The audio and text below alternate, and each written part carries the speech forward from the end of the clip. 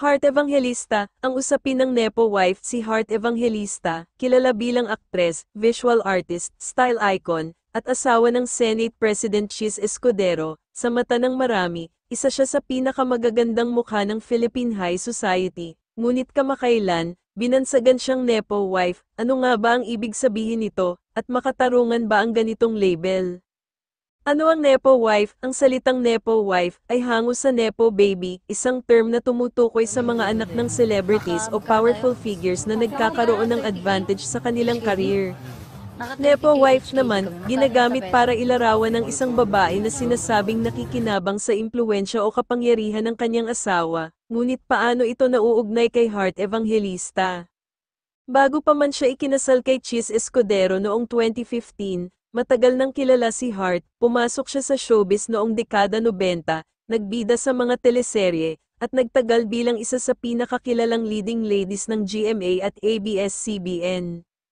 Hindi lang siya aktres, isa rin siyang visual artist na nakapag-exhibit ng kanyang sariling artwork sa Pilipinas at abroad.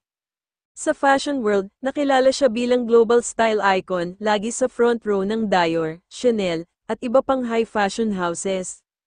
At higit pa riyan, isa rin siyang businesswoman at CEO ng beauty brand na Luxel.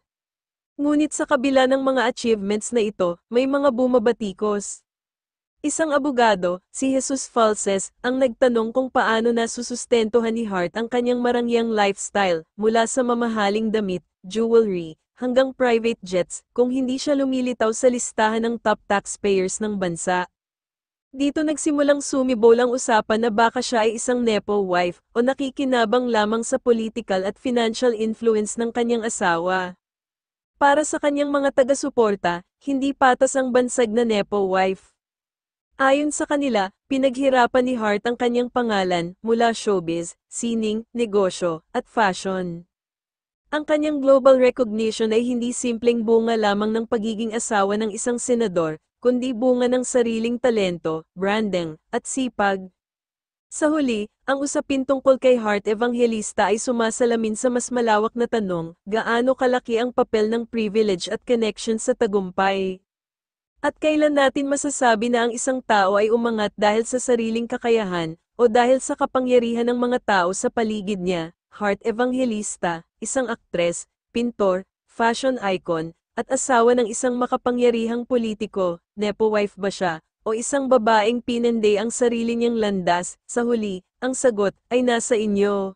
Someone so naive and so I will become the next president. I've been promised a pledge of a billion and billion and chu.